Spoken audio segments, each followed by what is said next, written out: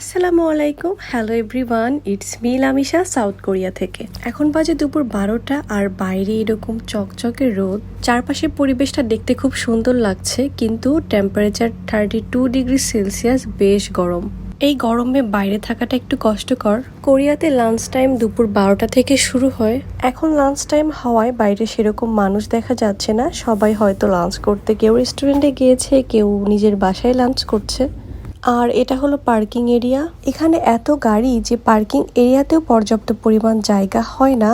যারা পার্কিং এরিয়াতে জায়গা পায় না তারা এইভাবে রাস্তার পাশে গাড়ি পার্ক করে রেখে দেয়।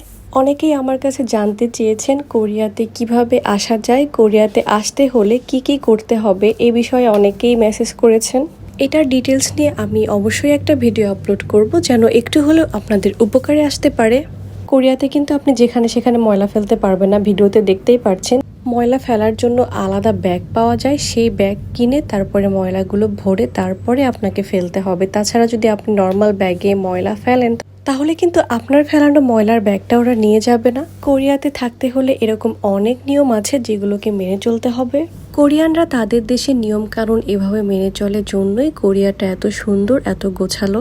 এই ছিল আজকের ছোট্ট একটি ব্লগ। দেখা হবে নতুন কোনো ভিডিও নিয়ে। সে পর্যন্ত সবাই ভালো থাকবেন, সুস্থ থাকবেন। আল্লাহ হাফেজ।